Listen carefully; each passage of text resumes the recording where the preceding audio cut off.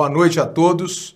Estamos iniciando agora a abertura solene e oficial do primeiro Congresso Nacional Digital do Agronegócio, evento da mais alta importância e histórico que alavancará os melhores players do setor, entre autoridades que participarão, como também palestrantes que discutirão em amplo espectro temas importantíssimos do agronegócio brasileiro. E através da OAB de Minas Gerais, através da Comissão do Direito do Agronegócio, vamos agora ter a honra de convidar solenemente para fazer a abertura oficial do primeiro Congresso Digital Nacional do Agronegócio, o governador do estado de Minas Gerais, Romeu Zema Neto. Com a palavra, governador. Olá, senhores e senhoras, em nome do presidente da OAB, Dr. Raimundo, em nome do presidente da Comissão de Direito do Agronegócio, Manuel Mário, em nome do senador Rodrigo Pacheco e da secretária de Agricultura do Estado, Ana Valentini, eu cumprimento todos os demais presentes nesta belíssima iniciativa, o primeiro Congresso Nacional Digital do Agronegócio. Para mim, é um prazer estar aqui com vocês, falando de um ramo de atividade, de um setor que só traz notícias boas, não só para Minas Gerais, como para o Brasil. Nós sabemos que o Brasil hoje ainda está de pé no que diz respeito à sua balança comercial, a uma oferta de alimentos farta e barata devido ao agronegócio. E, coincidentemente, neste mês de agosto, estive com técnicos da Fundação João Pinheiro, aonde tive também, mais uma vez, a surpresa de ver que o agronegócio foi o único em Minas Gerais que apresentou crescimento no primeiro semestre. Isto apesar da pandemia. Fica claro que nós temos uma grande oportunidade, que nós temos aí uma grande chave para o nosso desenvolvimento e no que depender do governo do Estado, nós daremos total apoio. Já fizemos muito, já desburocratizamos, já agilizamos uma série de licenças, mas muito ainda há por ser feito. A Assembleia Legislativa pode contribuir e também o Congresso Nacional, porque muita coisa para o bem maior ainda do agronegócio, que gera tanta riqueza e tanto emprego, depende dessas casas. Mas o governo de Minas está ao lado de quem produz no campo, porque ele é que tem, neste momento tão grave da economia, gerado mais empregos. Meus parabéns a todos pela iniciativa, um ótimo evento e um grande abraço. Obrigado, governador Romeu Zema, pela sua presença no Congresso, que abrilhantou e abrilhantará com certeza esse conclave. A sua liderança expoente nos destinos de Minas Gerais tem mostrado a sua competência e o seu compromisso com a vida pública do nosso Estado. Eu gostaria agora também, aproveitando e convidar mais uma pessoa importante no cenário nacional, que é também meu amigo, o senador da República, Rodrigo Pacheco, senador por Minas Gerais. Com a palavra, senador. Olá, é com grande satisfação que participo desse Congresso do Direito do Agronegócio organizado pela Ordem dos Advogados do Brasil. Eu saúdo inicialmente, de maneira muito especial, o excelentíssimo senhor governador do estado, Romeu Zema, a quem rendo minhas homenagens, inclusive pela participação nesse importante evento da OAB de Minas Gerais. Cumprimento também a secretária de Agricultura do estado, Ana Maria Valentini, que também merece todos os meus aplausos pela condução da pasta da Secretaria de Estado da Agricultura em Minas Gerais. Cumprimento os representantes da Ordem dos Advogados do Brasil, o presidente da Seccional Mineira, meu querido amigo Raimundo Cândido Júnior, não é, nosso eterno presidente que se dedica tanto e a sua história já se confunde com a história da Ordem dos Advogados do Brasil em Minas Gerais, os meus cumprimentos fraternos. Cumprimentar também o representante da Comissão do Agronegócio Nacional, da OAB Federal, entidade da qual eu fiz parte, Dr. Antônio Augusto, e também, de maneira muito especial, o meu dileto amigo Manuel Mário de Souza Barros, presidente da Comissão de Direito do Agronegócio da OAB de Minas Gerais. Parabenizando o Manuel Mário pela organização desse evento, pela confluência de tantas lideranças em torno desse tema do agronegócio em Minas Gerais e no Brasil. Bom, primeira coisa que eu devo destacar num evento dessa natureza é que se há algo que o Brasil aprendeu a fazer e faz muito bem, é o agronegócio. Nós dependemos dessa atividade hoje para a nossa sustentabilidade econômica. O agronegócio do Brasil é algo que dá inveja mundo afora, obviamente uma inveja chamada inveja branca, mas todos admiram realmente a nossa capacidade de empreender nesse setor no Brasil. Então é algo que nós temos que valorizar. E tanto é verdade que em meio a uma pandemia, o que nós temos condição hoje de mostrar que fazemos bem e continuamos a fazer e estamos aprimorando, melhorando e está sustentando a economia, é o agronegócio. Portanto, esse é o primeiro registro importante de que nós temos que focar naquilo que nós já aprendemos. Não adianta querer inventar a roda nesse momento. Obviamente nós temos que evoluir sempre, buscar fontes inovadoras e criativas de geração de riquezas, mas o agronegócio, primeiro pelo seu aspecto de segurança alimentar, que é algo que o mundo depende, e segundo, que repito, é algo que nós aprendemos a fazer e fazemos muito bem. Então essa valorização do agronegócio no Brasil, de todas as instâncias, de todas as esferas de poder, é algo fundamental. E a OAB se ocupa, ao se destacar uma comissão especializada nesse setor, justamente com algo que é muito importante para o país. Na verdade, a OAB cumprindo o seu desiderato, não só de defesa corporativa dos advogados, mas de defesa da sociedade civil, né? Defesa dos brasileiros. E essa Comissão de Direito do Agronegócio é algo fundamental, inclusive, para o aprimoramento legislativo disso que é uma atividade que precisa ser sempre enaltecida, valorizada e estabelecida como um dos focos principais do nosso país. Um aspecto também importante que nós devemos considerar é que há hoje uma falsa dicotomia entre a preservação do meio ambiente e o empreendimento no agronegócio. E é falsa, é um conflito aparente de interesses, um conflito aparente de normas de um lado e de outro, que é mesmo aparente, porque é perfeitamente possível nós conciliarmos os empreendimentos do agronegócio no Brasil com a preservação do meio ambiente.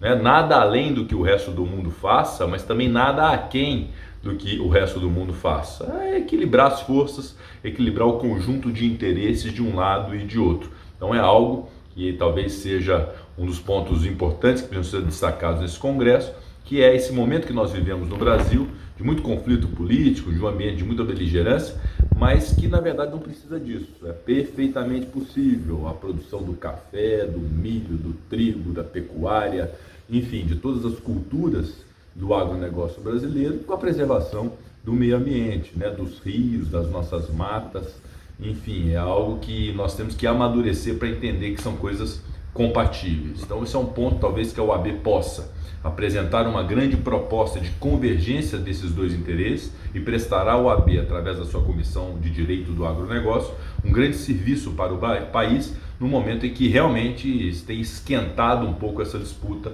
de um lado e de outro. E não cabe a nós fomentarmos a disputa, nós temos que apresentar soluções.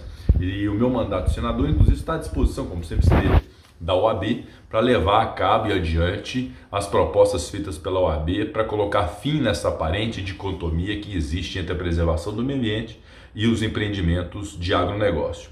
Outro ponto importante também que é a compreensão do governo federal da importância de se fomentar a atividade do agronegócio, de se financiar a produção agrícola e pastoril no Brasil. Limites de crédito mais flexíveis, limites de crédito substanciais, obviamente com exigências de contrapartidas, mas de financiar o agronegócio. Se nós estamos tendo problemas hoje no setor de comércio, de serviços, de indústria, o que nós precisamos é focar naquilo que tem ido bem e que é aquilo que é o princípio da vida da gente, que é a alimentação.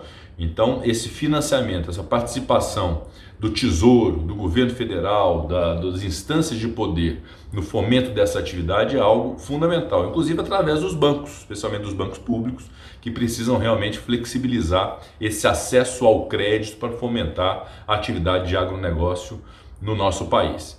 E outro ponto também importante, já finalizando para não avançar tanto, que é da simplificação, sobre todos os aspectos, a desburocratização e a simplificação daqueles que querem empreender. Não só naquilo que já disse sobre a relação com a preservação do meio ambiente, mas em todos os aspectos.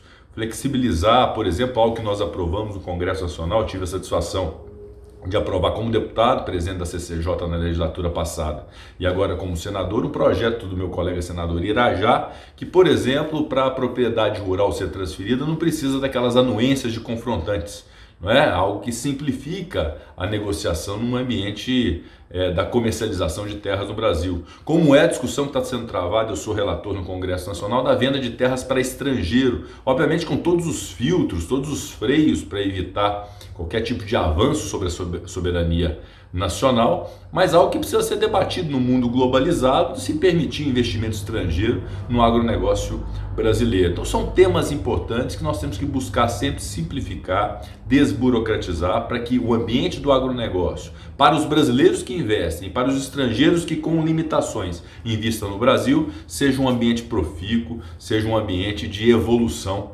não é? Para poder gerar riqueza, renda e empregos no Brasil. Então, com essas considerações, eu queria dizer embora o nosso trabalho seja um trabalho muito dinâmico em vários setores, em várias searas da atuação nacional e da própria defesa do Estado de Minas Gerais, mas defender o Estado de Minas Gerais no Senado Federal significa defender o agronegócio.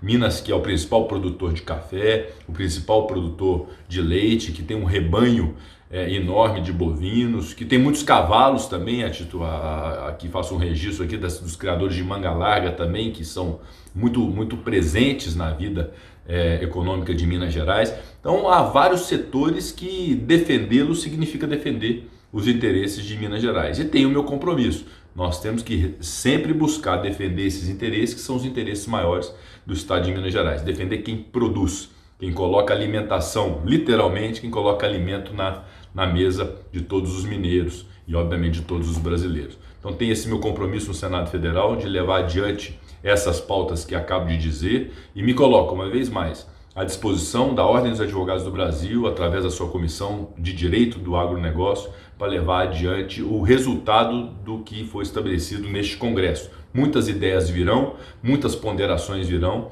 É importante que se faça ao final uma carta de conclusão desse grande encontro sobre o agronegócio, para que possamos levar adiante, seja no ambiente do Senado, da Câmara dos Deputados, junto aos governos federal e do Estado, para que o agronegócio brasileiro seja cada vez mais fortalecido. Parabéns a todos os envolvidos nesse grande congresso e externo aqui uma vez mais a minha satisfação de dele participar. Muito obrigado, um grande abraço.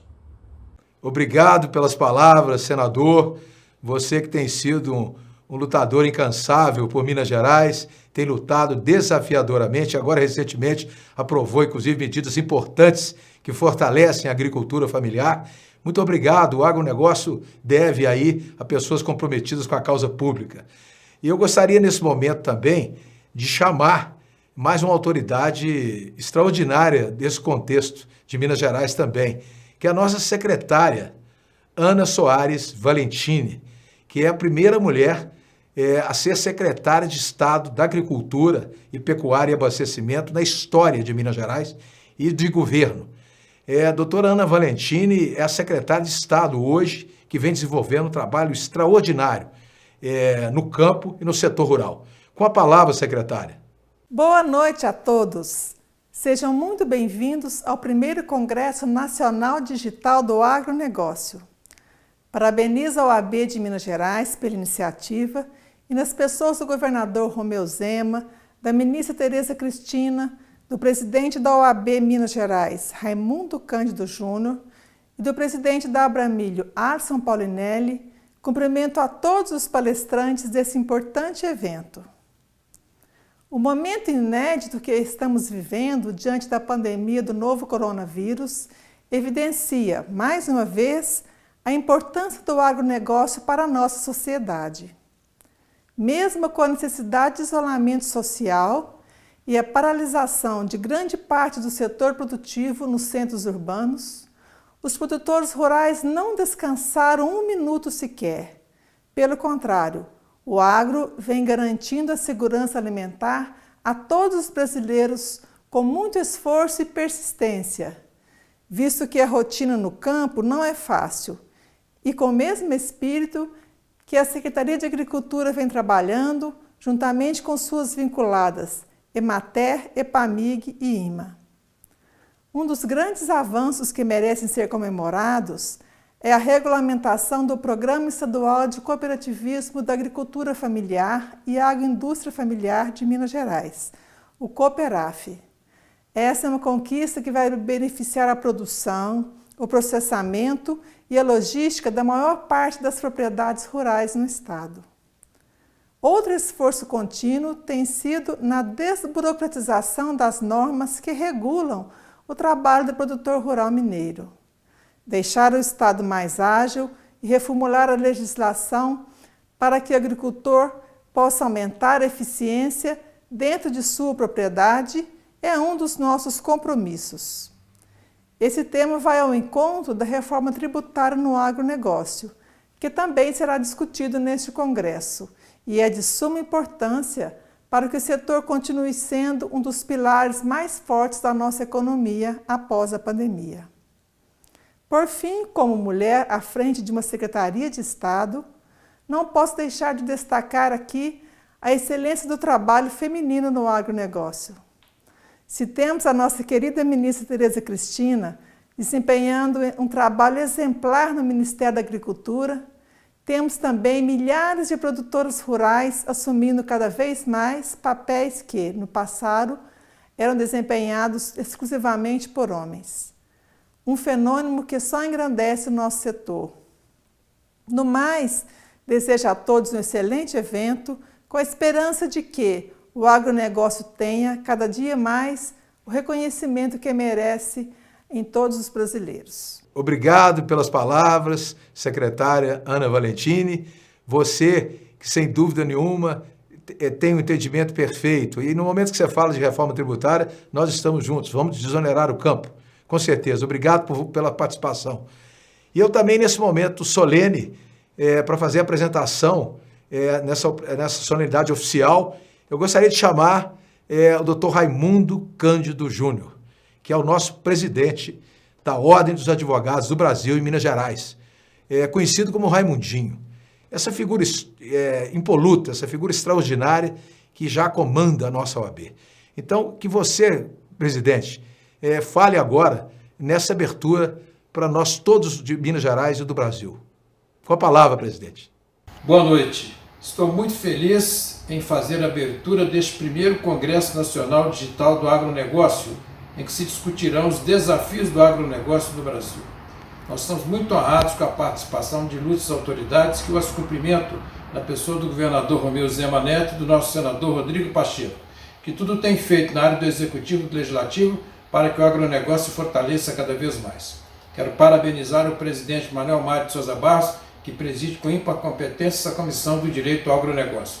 Cumprimentando também no plano nacional o Dr. Marcos Reis, que representa a seccional mineira no Conselho Federal na respectiva comissão. Vamos discutir boas ideias e certamente melhorar cada vez mais as nossas possibilidades na área do agronegócio. Presidente, muito obrigado. Nós é que agradecemos seu profícuo trabalho e de gestão à frente da OAB de Minas Gerais e seu exemplo de simplicidade, seu evento de liderança que você empreende na nossa Ordem dos Advogados do Brasil. Gostaria agora também de convidar para fazer parte dessa abertura solene o doutor Antônio Coelho, doutor Antônio Augusto Coelho, que é o presidente da Comissão Especial do Direito Agrário e do Agronegócio da OAB Nacional, que também fará, em algumas palavras, a abertura desse conclave importantíssimo. Com a palavra, presidente. Excelentíssimo senhor governador de Minas Gerais, Romeu Zema Neto, excelentíssimo senhor senador da República, Rodrigo Pacheco, excelentíssima senhora secretária de Estado de Agricultura, Pecuária e Abastecimento de Minas Gerais, Ana Soares Valentini, excelentíssimo senhor presidente da OAB de Minas Gerais, Raimundo Cândido Júnior, em nome de quem cumprimento todas as advogadas e advogados brasileiros que estão nos assistindo, excelentíssimo senhor Manuel Mário de Souza Barros, presidente da Comissão de Direito do Agronegócio de Minas Gerais, em nome de quem cumprimento todos os presidentes das comissões de Direito Agrário e do Agronegócio e todos os membros dessas comissões.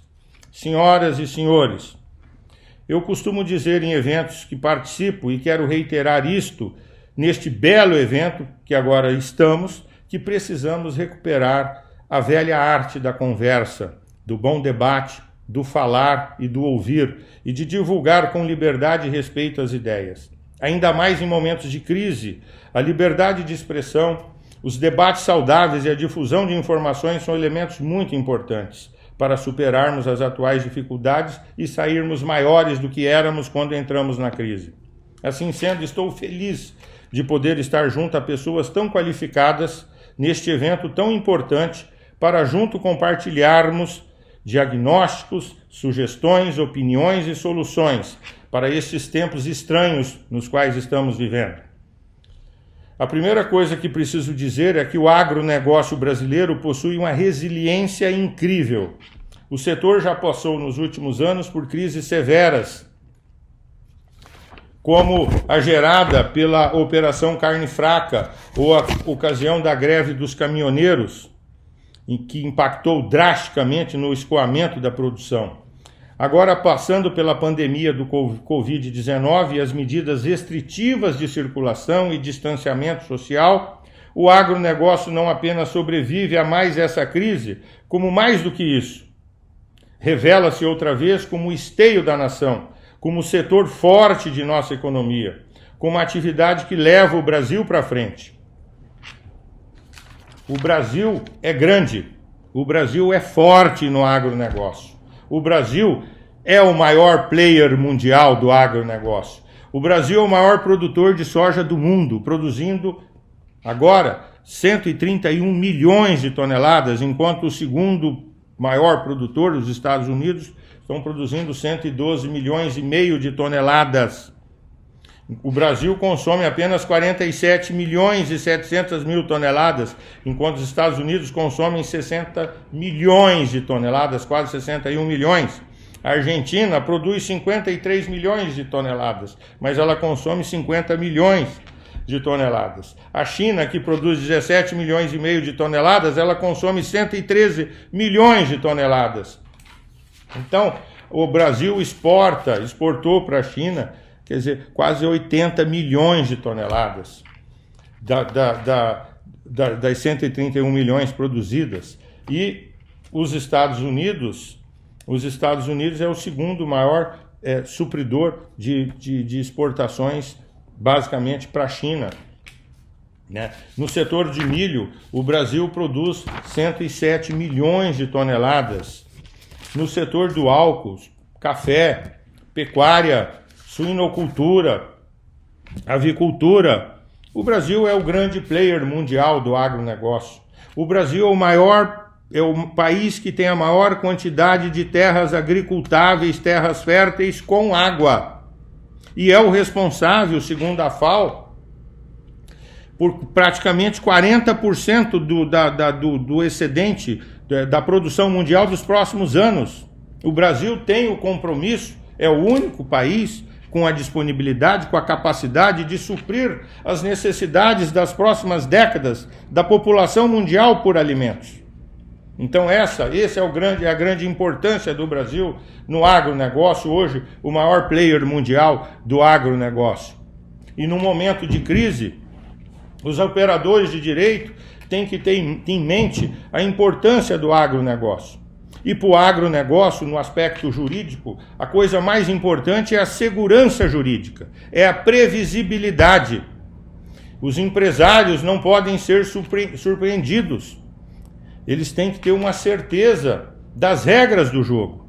E o nosso compromisso, nós operadores de direito, magistratura, advogados, Ministério Público, o nosso compromisso maior é com a segurança jurídica, é com respeito à Constituição, com respeito à lei, mas nós temos que ter uma previsibilidade das decisões judiciais.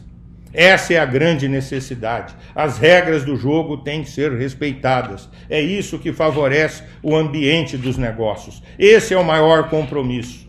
E agora, nesse momento de crise, a cautela com revisões contratuais, com modificações das regras do jogo, tem que ser muito grande. É muita, máxima cautela, porque qualquer alteração abrupta levará, ainda que resolva algum problema casuístico, isso aí vai gerar muita insegurança jurídica. O respeito às regras, o respeito aos contratos, esse é o grande compromisso dos operadores de direito.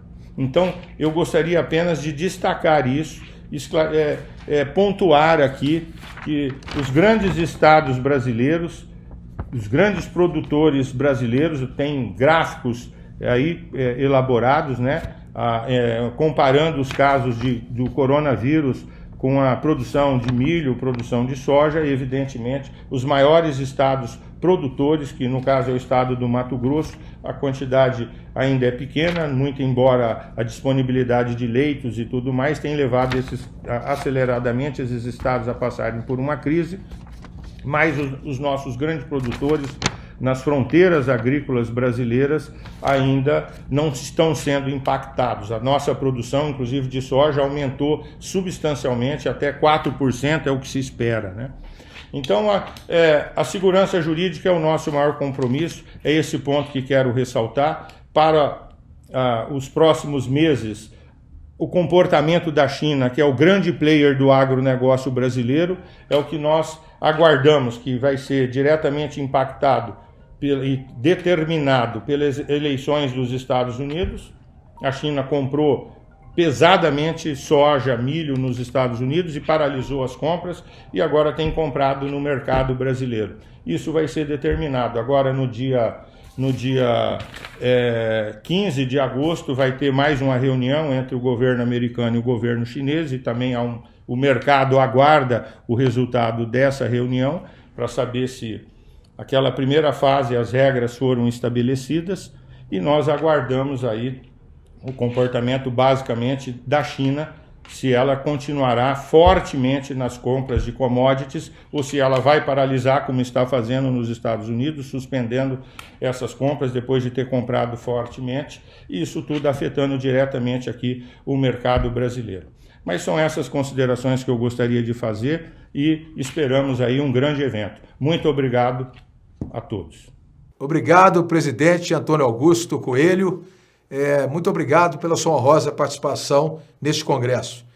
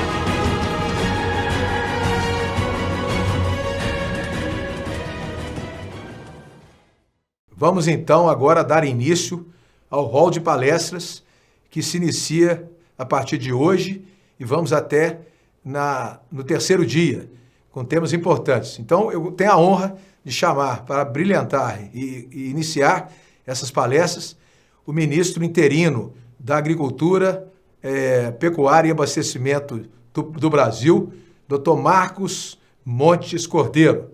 Boa noite, ministro.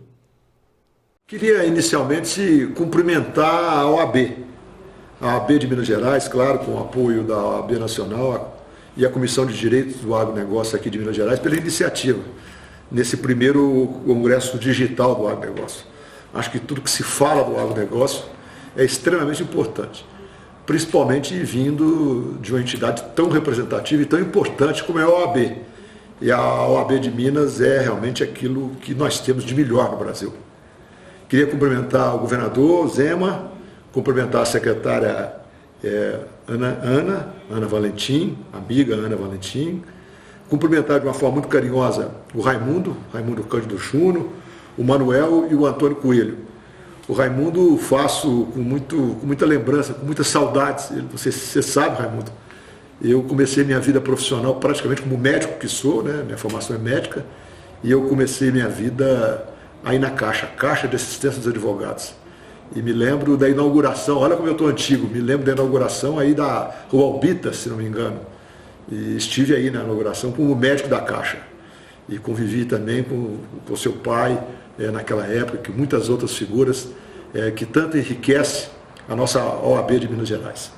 Bom, em relação ao tema do agronegócio, eu queria dizer para vocês que nós estamos vivendo aqui um novo momento do nosso ministério.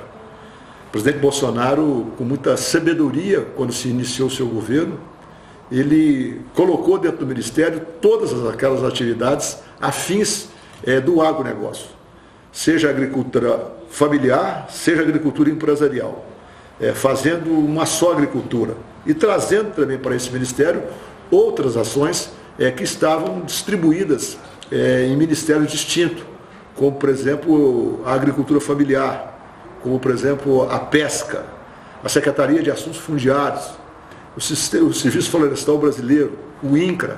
Tudo isso veio para dentro do Ministério no início do governo Bolsonaro, que teve a felicidade, aqui quero fazer um cumprimento especial à nossa ministra Tereza Cristina, que hoje aqui estou a representando. A ministra Tereza está recolhida ainda com a suspeita do corona, né, que está nos afligindo tanto. Ela está com uma leve suspeita pelo contato que ela teve lá no Palácio. Alguns membros do Palácio já comprovaram, já testaram positivo, e ela agora aguarda o resultado do exame que ela fez no início dessa semana. Mas, felizmente, eu tenho certeza que tudo vai correr bem. Então, eu estou aqui representando com muita satisfação a nossa ministra, que tem dado um rumo, um modelo ao nosso setor, ao setor que é fundamental para o Brasil. Nós estamos vivendo essa pandemia, lamentavelmente, muitos serviços e outras atividades tiveram realmente, sofreram muito, estão sofrendo muito, a gente lamenta isso profundamente, muitas vidas perdidas, a gente lamenta isso profundamente, mas temos também que ressaltar a importância que é o agronegócio brasileiro. É dele que está nascendo a esperança e a perspectiva de uma recuperação mais rápida da nossa economia. Mesmo nesse período, o nosso agronegócio vem batendo recordes. Nós temos aí a felicidade de dizer que a nossa produção tem aumentado consideravelmente. E quando se começou esse movimento, algo que nos preocupou muito e acabou nos trazendo também algumas reflexões, que era a questão do abastecimento interno. Como ficaria esse abastecimento? Porque no princípio começou uma movimentação mais abrupta, a corrida a supermercados, para a busca de matérias essenciais das nossas vidas do dia a dia, mas foi rápido, porque nós demos uma demonstração junto com outras entidades, junto com o Ministério da Infraestrutura, o MINFRA, na pessoa do ministro Tarcísio, e também com a Associação dos Supermercados, nós conseguimos realmente controlar essa situação da falta de abastecimento, e isso fez com que a gente pudesse passar internamente esse problema. E, ao mesmo tempo, nós, ainda além desse consumo interno, que a gente sempre tem, nós abrindo novos mercados. Nós tivemos a oportunidade da sua infraestrutura também não ter quebrado esse elo, seja na infraestrutura rodoviária, mas também na portuária, onde os nossos portos começaram e continuaram tendo uma atividade bastante eficiente, fazendo com que nós batêssemos os recordes também de exportação. Além de batermos o recorde de produção, só na área agrícola, mais de 252 milhões de toneladas, num recorde impressionante. E o Brasil começa a exportar ainda com mais vigor e fez com que o nosso setor realmente fosse, olhasse com muito otimismo, mesmo durante essa pandemia e pós-pandemia, que, se Deus quiser, nós iremos viver rapidamente. E essa recuperação da nossa economia, com toda certeza, virá pelo agronegócio. Sabemos, e a história da nossa agropecuária remonta de algum tempo. Poucos anos atrás a gente era importador de alimentos e hoje nós somos exportadores de alimento. A nossa produtividade aumenta consideravelmente, especialmente pela questão da nossa ciência e a tecnologia aplicada, uma tecnologia extremamente moderna, que tem nos dado a oportunidade de produzir mais em menos terra. Isso é muito bom e eu vou falar isso mais adiante.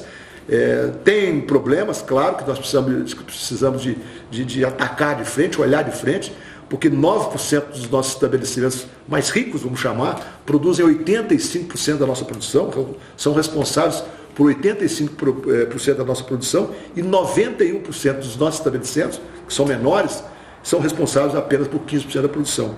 Esse equilíbrio precisa acontecer, e nós estamos fazendo isso através de um fortalecimento agora da agricultura familiar, criando um mecanismo para que a gente possa realmente fazer com que a agricultura familiar tenha mais papel preponderante também na renda dos nossos produtores. Estamos trabalhando bastante, começamos pelo Nordeste, através de um grande programa que é o Agro Nordeste, mas é claro que temos que buscar alternativas que ainda nos faltam, porque precisamos de assistência técnica. Se os grandes avançaram fortemente pela tecnologia, nós precisamos também dar ao pequeno produtor, à agricultura familiar, essa tecnologia através de um programa de assistência técnica. Temos uma forte parceria com a CNA, através do Senar, temos uma forte parceria com a OCB, que as cooperativas são importantíssimas também para que a gente possa fazer um trabalho mais conjunto e fazer com que esse pequeno produtor possa realmente ter a oportunidade de ter esse crescimento, como houve também o crescimento dos grandes produtores. E esse equilíbrio precisa de existir, e nós vamos dar renda aos nossos pequenos produtores e continuar com essa pujança das nossas exportações. Eu falo sempre que nós, antigamente, o mundo comprava alimento do Brasil. Hoje não, hoje nós vendemos os nossos produtos. Nós batemos, colocamos a mão na mesa e negociamos a venda dos nossos produtos. E vários exemplos estão aí, eu não vou me alongar neles, porque senão a gente falaria muito tempo, e eu quero ser o mais objetivo possível. Estamos trabalhando em cima também de uma logística que tem nos encarecido, tem onerado o nosso produto, isso é muito ruim, e a gente tem um crescimento da nossa produção maior no Arco Norte, onde a logística é mais fraca, a logística é mais aqui no Arco Sul e a nossa produção é mais no Arco Norte. Nós estamos trabalhando também para que o nosso escoamento pelo Arco Norte seja bastante eficiente, e mesmo por aqui a gente fortalecendo ferrovias, melhorando as nossas rodovias. E aí eu repito, o governo Bolsonaro também está atuando de uma maneira muito forte no Ministério de Infraestrutura, com o ministro Tarcísio, realmente fazendo um trabalho muito importante. Eu tenho dito isso porque eu vivi muitos anos aqui em Brasília, no Congresso Nacional, como deputado. Eu fiquei muitos anos por aqui, acompanho essa história há muito tempo, e pela primeira vez eu vejo um governo dando atenção total ao agronegócio brasileiro. O presidente Bolsonaro tem tido a visão de dar ao nosso ministério a importância que ele merece. Eu, por muitos anos, com muito respeito aos outros ministros que aqui passaram e aos outros presidentes, mas nesse eu vejo que o Ministério da Agricultura hoje é um ministério tratado como um ministério de primeiro escalão. Antigamente nós não sentávamos às principais mesas aqui do governo federal. Hoje não. Hoje a ministra trata diariamente os assuntos nossos com o Ministério da Economia, com o Banco Central, com o Ministério, a Casa Civil e com o próprio Presidente da República, que conversa nesse assunto quase que diariamente com a ministra, e tem sido realmente um grande incentivador dessa situação. Então nós temos que trabalhar essa logística melhor para que a gente possa entrar num assunto já vou encerrando, mas um assunto muito importante, que fala muito da OAB. Eu acho que a segurança jurídica do agronegócio é fundamental para o país. E nós estamos tendo algumas distorções. Porque o mundo hoje espera, não adianta nós produzirmos bem, ter tecnologia, ter ciência, se os nossos produtos não tiverem sustentabilidade. É isso que o mundo exige. E o Brasil hoje, equivocadamente, a maioria das pessoas, e às vezes uns por má informação, outros por uma questão de competitividade, coloca o Brasil em uma situação que ela não é verdadeira. E nós não estamos conseguindo virar esse jogo. E até internamente, a população urbana, às vezes não conhece a preocupação que esse setor tem na preservação ambiental. Vocês acompanharam, vocês da OAB principalmente, quando eu estava lá no Congresso Nacional, estava como deputado, quando nós estabelecemos o Código Florestal, um dos códigos mais severos do mundo, onde a gente tem ali todos os instrumentos para a gente poder manter a nossa preservação e a nossa sustentabilidade. O Brasil hoje tem 67% de reserva ambiental. O nosso território hoje é reservado para a preservação ambiental em 2/3. Nós sobramos 1/3 aí para fazer, para além das nossas produções, nós temos as áreas de cidade, mas temos, por exemplo, só para você ter ideia, 8% do nosso território só é usado para plantar lavoura. Mas vocês conhecem isso muito bem. E nós estamos precisando realmente mostrar ao mundo, porque lá fora, principalmente a Europa, vem no Brasil um forte concorrente na competitividade com os seus produtores. E criam uma imagem do Brasil bastante negativa em relação à nossa produção sustentável. É claro que nós temos problema.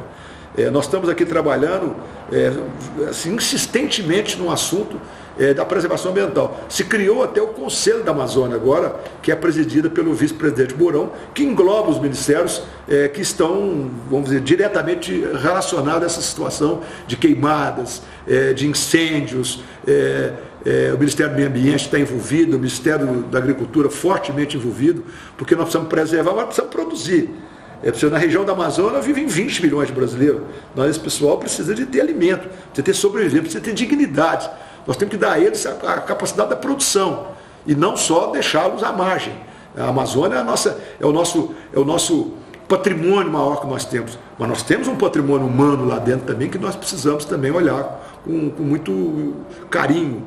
É claro, dar produção a esse pessoal, dar renda a esse pessoal, dar dignidade a esse pessoal, não quer dizer em devastar. A ministra já disse que nós não precisamos derrubar uma árvore sequer no Brasil, apesar do Código Florestal nos reservar o direito de ter as áreas abertas de acordo com aquilo que foi estabelecido nessa lei tão importante para o Brasil.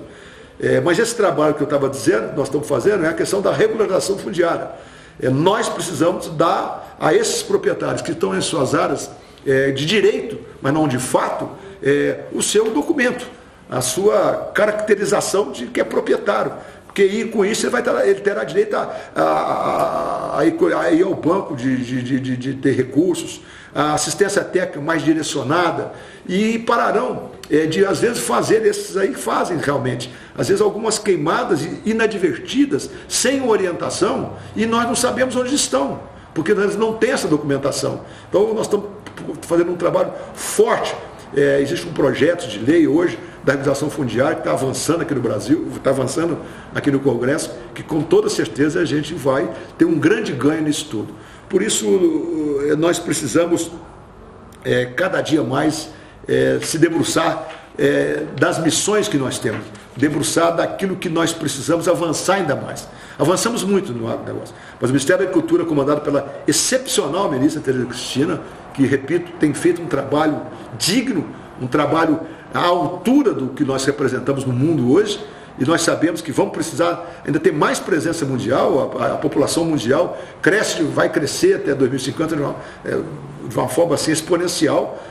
Vamos lá para 8, 9 bilhões de pessoas, e o Brasil será responsável para alimentar esse mundo todo. Em torno de 40% o Brasil terá a obrigação até de alimentar. E nós temos que estar preparado com ciência, preparado com a tecnologia, que nós estamos bastante avançados, temos aí a Embrapa, que é modelo mundial, mas temos que estar preparado também na questão da sustentabilidade, que é hoje, sem dúvida alguma, é um apelo do mundo todo.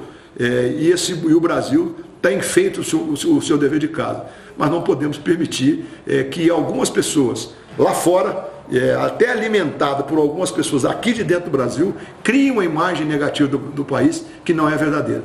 Isso eu peço a vocês, o governo de Minas, a OAB Nacional, a OAB de Minas Gerais, que sejam os nossos parceiros para divulgar uma realidade desse Brasil forte no agronegócio, com tecnologia, mas com a responsabilidade da sustentabilidade. Um abraço a vocês, muito obrigado pela participação. Traga aqui um abraço muito carinhoso da ministra, que infelizmente não está podendo participar pelos motivos que já mencionei. Um grande abraço a todos vocês. Muito obrigado, ministro, pela sua participação. É muito honroso para nós suas palavras, que têm densidade técnica, e seu comprometimento com Minas Gerais. Você é mineiro de Uberaba, você foi prefeito das cidades mais importantes do país e, notadamente, hoje executa um papel importantíssimo junto à ministra da Agricultura, Tereza Cristina, em alavancar o setor. Muito obrigado pelo prestígio e pela honrosa participação nesse congresso.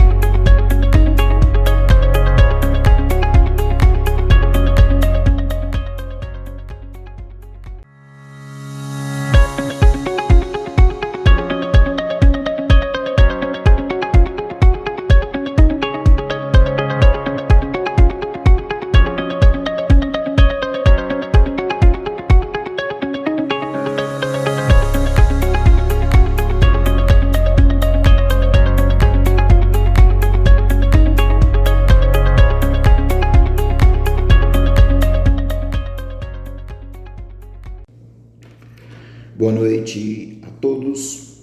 Dando sequência às nossas palestras no primeiro Congresso Nacional Digital do Agronegócio, realizado pela OAB Estadual de Minas Gerais e Comissão do Direito do Agronegócio Estadual de Minas Gerais, com o apoio da OAB Federal, ouviremos a palestra com o tema A Perspectiva do Agronegócio Brasileiro, com o presidente executivo da Abramilho, Associação Brasileira dos Produtores de Milho, o nosso eterno ministro Alisson Paulinelli, o qual se dirige a palavra.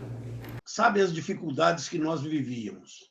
Éramos um país importador de alimentos, tivemos algumas crises que foram muito graves, uma delas foi exatamente o choque na falta de alimentos em 1968, os preços dobraram no mercado internacional e o Brasil dependente gastava muito dinheiro em dólar para importar aquilo que precisava. O que era pior é que esses alimentos chegavam no Brasil com uma oferta deficiente, aqui tinha uma especulação muito grande e acabava o consumidor brasileiro tendo aquele alimento importado a um preço muito caro na sua refeição.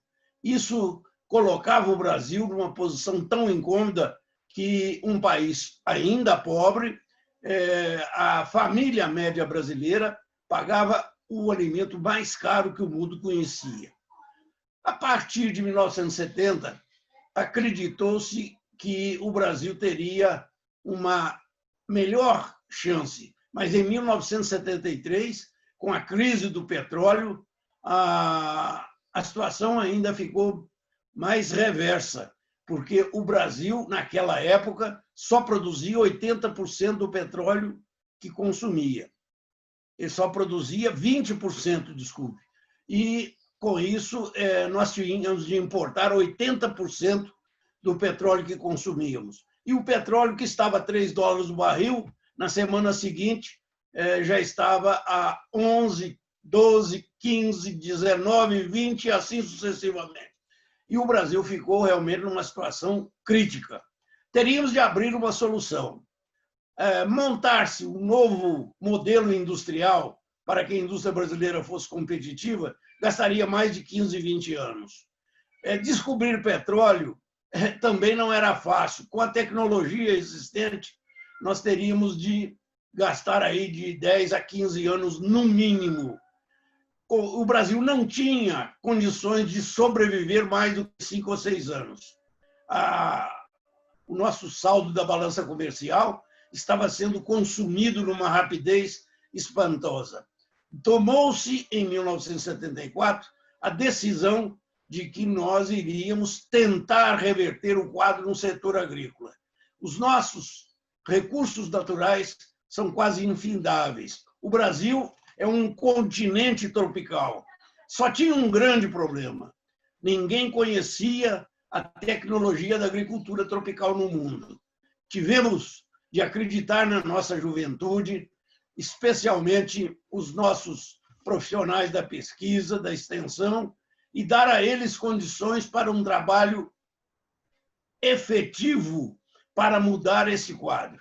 E tivemos muita sorte, porque a criação da Embrapa, o desenvolvimento daquela estrutura de pesquisa de forma muito autônoma, ela tinha autonomia administrativa, técnica, financeira, e pôde mobilizar a juventude brasileira com uma velocidade muito grande. Ao mesmo tempo, fizemos um projeto integrado, captando para essa solução que buscávamos as universidades brasileiras, que estavam numa fase bastante evolutiva, as instituições estaduais. Houve um movimento nacional para desenvolver a tecnologia, mais 8 governadores criaram suas instituições estaduais, passaram para 17, e também fomos buscar na iniciativa privada o terceiro tripé dessa integração, que foi fundamental. Foi o produtor, foram as empresas de pesquisa, foram aqueles que já tinham tentado buscar soluções mais objetivas para a agricultura tropical que não existia. Em pouco tempo, o Brasil modificou esse quadro. Em 5 anos, o Brasil tinha conquistado já o seu bioma tropical chamado Cerrado, que era o mais degradado que o mundo conhecia. Aqui no Brasil, 2 vezes a quantidade de área na África, ainda não desenvolvida, e também na Ásia, a metade da área brasileira, também ainda não desenvolvida.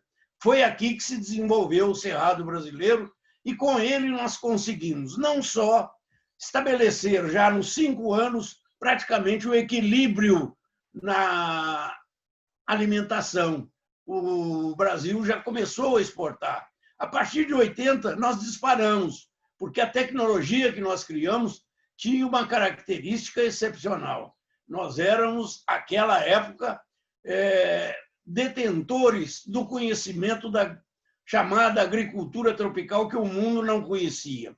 E, através dela, nós começamos a produzir os elementos de melhor qualidade, com preços mais baixos e com constância de oferta, já que o Brasil, sendo um país tropical, produz, se necessário, até 3 vezes no ano. Essa foi a evolução que fizemos. E hoje é importante que a gente reconheça. A partir de 1980, o Brasil entrou violentamente no mercado internacional, conseguiu conquistar. Somos, graças a Deus, hoje, como resultado daquele esforço que se fez pelaquela juventude de 1975, a partir de 75, nós conseguimos conquistar a primazia hoje de ser maior país exportador de alimentos que o mundo conhece. Exportamos mais em volume, exportamos mais em dinheiro. Os dois grandes produtores, além do Brasil, os Estados Unidos, já está com quase o seu limite de ocupação das áreas que são aráveis. E já reconhece que o Brasil tem mais competência para produzir produtos de melhor qualidade, mais baratos e atender ao mercado. O outro é a China, que é um grande produtor mundial, mas com a população que tem, com o que está amealhando em termos de riqueza, eles estão tentando manter a autossuficiência. Mas para se alimentar 1 bilhão e 350 milhões de pessoas, não é fácil. A China só tem praticamente 8% do seu território arável e ela está nitidamente caracterizada como um país que dependerá do mercado internacional, embora seja um grande produtor. Isso tudo coloca o Brasil com uma perspectiva fabulosa. O mundo já identificou que nós teremos agora, até 2050, um crescimento da população que tende a estabilizar entre nascimentos e mortes a partir de 2050. Isso significará o seguinte resultado: o mundo terá, neste ano de 2050, 9 bilhões e 700 a 10 bilhões de pessoas, com rendas mais altas. Não são só 2 bilhões a mais que nós vamos alimentar. Com renda mais alta, há uma demanda maior, porque quem não tinha recurso para se alimentar bem, vivia na subnutrição, e agora tem o recurso, a primeira coisa que ele quer é comer. Portanto, nós estamos com uma projeção de que o mundo vai precisar, em 2050, uma oferta a mais entre 60% e 70% do que nós consumimos hoje. Isso é muito importante, porque o último dado que nós pegamos, o da FAO, a previsão é que tem que haver um acréscimo de oferta no mercado internacional de 61%, para ser preciso. E o Brasil teria de ser, para evitar o terrível fantasma da fome, quem iria suprir dos 61%, 41% seria necessários que o Brasil produzisse. Todo mundo já tem confiança e sabe que nós temos condições para isso. Além de ter desenvolvido uma tecnologia tropical, que é possível, repito, produzir até 3 safras no ano, além de ser um país de dimensões continentais, nós temos a grande vantagem que aqui nós não temos a neve, o frio, que interrompem os fenômenos biológicos e impedem a produção por 4 a 6 meses no ano, até 10 meses, dependendo da região. Isso tudo coloca o Brasil como a grande figura para a sustentabilidade, para a segurança alimentar que o mundo precisa. Nós estamos compreendendo bem isso. Estamos trabalhando, eu garanto, de forma efetiva para atingir esse objetivo. O mundo depende de nós. Vê como as coisas mudam em tão pouco tempo. Se em 1970 nós éramos um país incógnita em termos de sobrevivência, hoje somos o país certo para garantir a segurança alimentar no mundo inteiro. Veja que hoje nós já estamos exportando para mais de 180 países, já alimentamos fora do Brasil cerca de 1 bilhão e 300 milhões de pessoas, e com a tendência que temos de crescer, nós vamos ter que alimentar toda a população faminta que o mundo tem. Para isso, o Brasil precisa aumentar a sua produção. Não é aumentar 41%. 41% é da oferta internacional que o Brasil tem que cumprir. Isso significa que os 250 milhões de toneladas que nós estamos produzindo, daqui a 30 anos, em 2050, nós teremos de estar produzindo de 620 a 630 milhões de toneladas de alimento para que o mundo não passe fome. Eu estou absolutamente certo que o Brasil tem hoje a tecnologia, o conhecimento, sabe das inovações que tem que implantar para atingir esta meta que não é só nossa, é do mundo inteiro, espera de nós. Nos transformamos na grande potência alimentar do mundo. Isso, para nós, é uma honra e, sobretudo, um compromisso que temos de ter com toda a humanidade. Sabemos que existem outras áreas tropicais do globo, mas sabemos, infelizmente, que o desenvolvimento dessas áreas não são tão fáceis quanto foram no Brasil. A África, por exemplo, é um continente onde a maioria dos países vivem em forma ainda tribal. Isso é muito complicado. Estamos hoje tentando ajudar a África. Eu, pessoalmente, estou trabalhando com a Campo naquela região e já trabalhamos em mais de 6 países. Estamos vendo que não é fácil. A África, se fizer um grande esforço, ela pode, pelo menos, ter a autossuficiência e, naturalmente, evitar essa grande defasagem que nós temos daqui para frente em termos de oferta de alimentos. Agora, quem vai garantir mesmo, vocês não tenham dúvida, é um continente chamado Brasil. Esta é a grande esperança que o mundo tem. Eu fico bastante satisfeito de poder estar participando nesta jornada que estão fazendo, especialmente no campo jurídico, e chamo a atenção para um fato.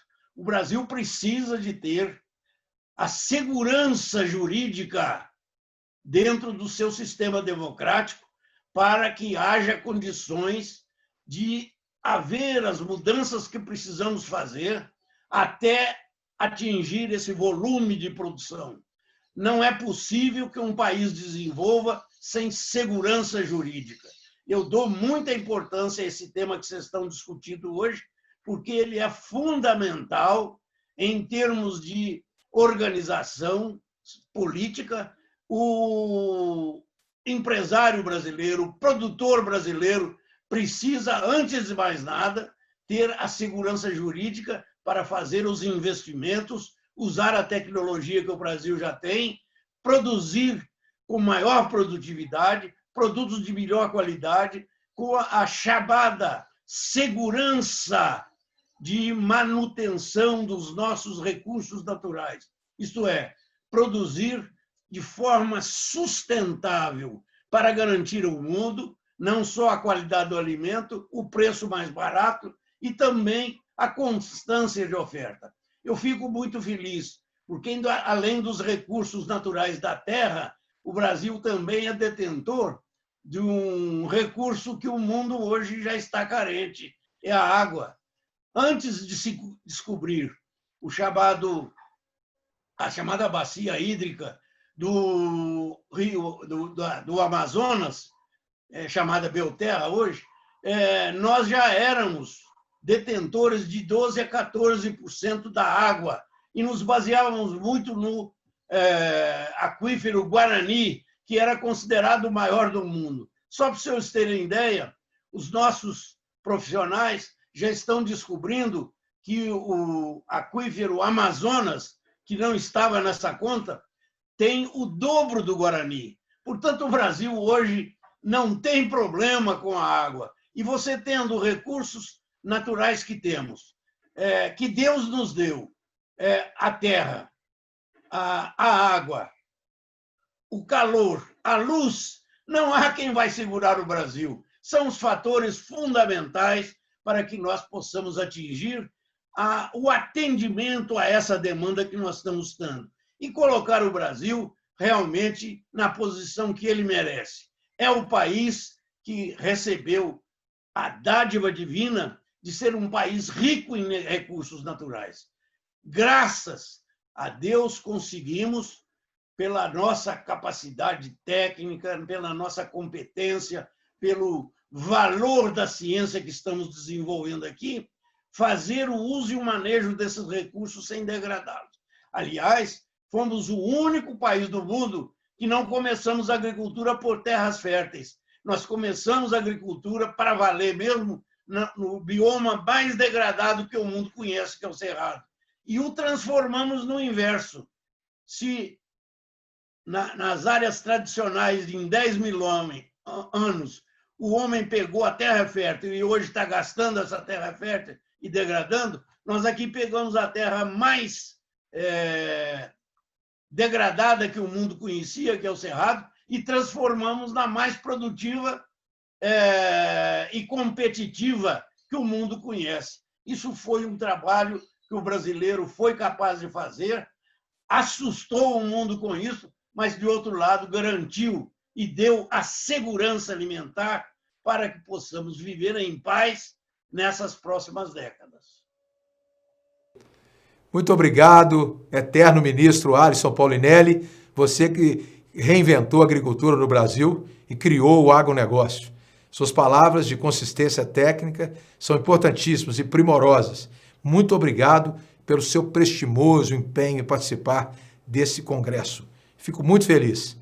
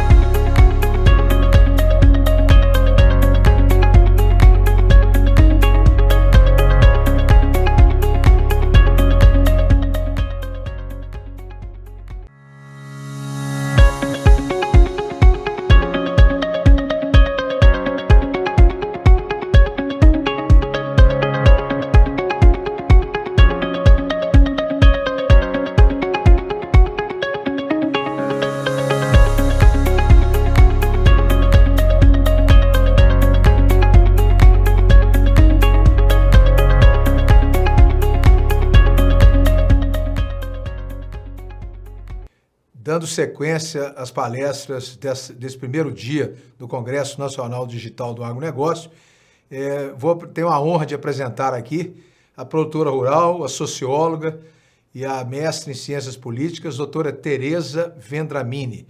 Doutora Tereza preside a Sociedade Rural Brasileira e vai nos falar hoje exatamente sobre a atividade feminina no setor rural e na vida empresarial brasileira.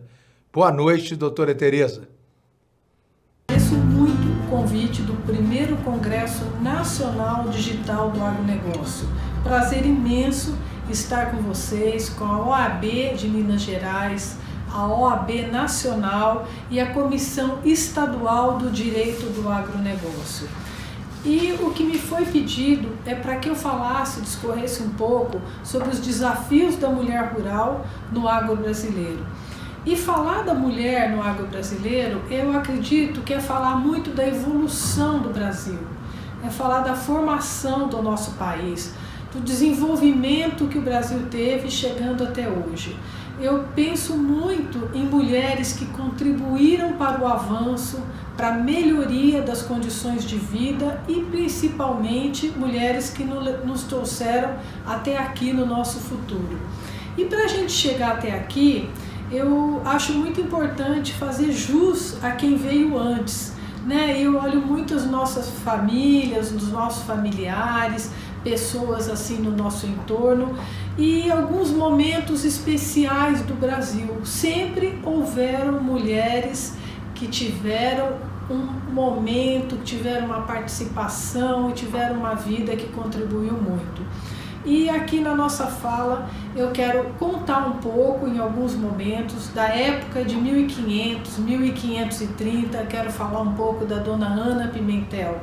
Nessa mesma época teve uma outra mulher que foi muito importante para o Brasil, que dela descendem inúmeras das famílias do meu estado, que é o estado paulista, que é a nossa Índia Bartira. Quero falar um pouco da entidade que eu represento hoje, que é a Sociedade Rural Brasileira, que foi fundada em 1919, e vou fazer uma homenagem a algumas das famílias que estão aqui há muitos anos. Vou falar da família Almeida Prado. E eu acho que, mais para concluir a nossa conversa, é muito bom a gente falar o momento que nós mulheres estamos, né? Os nossos desafios e a trajetória no agronegócio. Ana Pimentel, ela nasceu em Salamanca, na Espanha, em princípios de 1500. É uma colonizadora, esposa de Martim Afonso de Souza, dama de honra e prima da rainha Dona Catarina. Disse que era uma mulher de aspecto frágil, mas de grande autonomia. Casou-se em 1524 e no ano seguinte o casal mudou-se para Lisboa.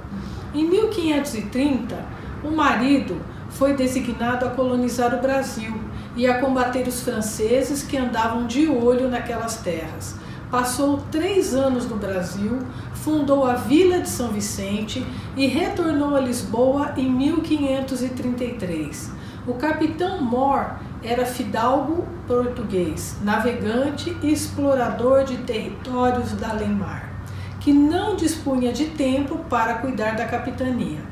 Assim, a história conta que seu único ato relativo àquela parte do Brasil foi providenciar uma procuração à sua mulher para que ela administrasse a capitania.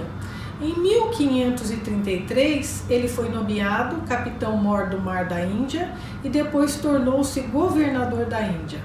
Consta que a dona Ana Pimentel passou a cuidar da administração política e administrativa da capitania por mais de 10 anos, até 1544. Realizou a distribuição das terras em Sesmarias, designou alguns dirigentes, introduziu na selva brasileira o cultivo de laranja, arroz e trigo e mandou vir da ilha de Cabo Verde bois e vacas para criar. Assim, pouco depois, os colonos brasileiros já comiam carne bovina com arroz e trigo, algo nunca visto em terras brasileiras. Dona Ana Pimentel, em 1536, providenciou carta de doação de uma sesmaria para Brás Cubas. 10 anos após, a sesmaria foi elevada à condição de vila, que tornou-se cidade de Santos, e veio a prosperar mais que São Vicente. Outro de seus feitos foi desobedecer a ordem do marido que proibia aquele povo de transpor até a Serra do Mar, com acesso ao Planalto Paulista, onde se encontravam as terras muito mais férteis e de um clima menos. A proibição devia-se a acordos mantidos em Lisboa, que tinha o Planalto destinado à criação da Vila de São Paulo. Desse modo, a dona Ana Pimentel, ela foi a precursora da ligação do interior com o litoral, proporcionando o surgimento dos bandeirantes e o consequente desenvolvimento posterior da região. Continuando a nossa conversa sobre as mulheres do agro, eu preciso falar muito sobre a Índia Bartira. A Índia Bartira, ela é considerada a mãe do Brasil. Ela foi uma índia que nasceu aqui na região de São Paulo, filha do cacique Tibiriçá e da Índia Potira. Casou-se com o aventureiro e explorador português João Ramalho e presume-se que perto da época de 1515 ela viveu com ele mais de 40 anos. Seu nome foi mudado para Isabel Dias depois que ela foi batizada na religião católica.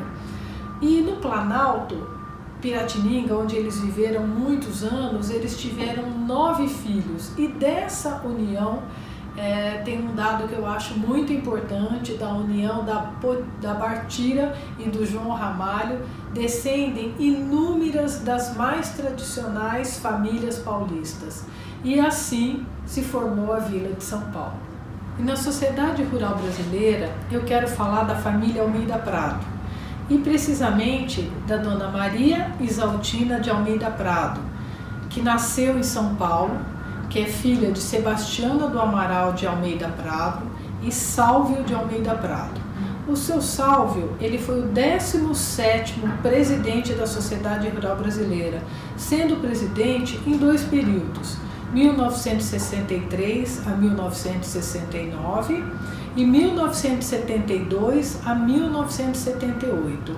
E a Maria Isaltina foi a primeira diretora do Departamento de Serviço Social da Rural e a primeira conselheira atuante da entidade.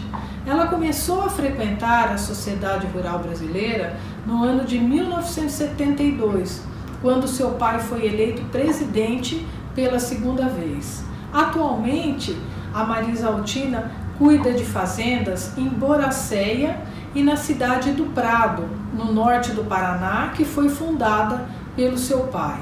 E ela produz soja, cana, pecuária e milho. Falando da nossa evolução no agronegócio, nosso caminho aí nos últimos anos, o ano de 2017 é um ano muito significativo para mim, onde eu percebi que nós, as mulheres do agro, nós nos organizamos muito. E como é que foi isso? Eu acredito que foi uma coisa muito natural. A gente começou a se organizar em cooperativa, em sindicato, até dentro das fazendas. Sabe, eram mulheres que estavam ali no agro, estão trabalhando e cada vez mais eu acho que nós percebemos a importância de a gente estar em grupo. E essas mulheres hoje no Brasil, elas estão divididas assim, 45% dessas mulheres estão nos agroserviços, 20% na agropecuária e 34% na agroindústria. E tem uma outra colocação que eu gosto muito de lembrar, assim, que 40% das mulheres elas têm uma carteira assinada no agro.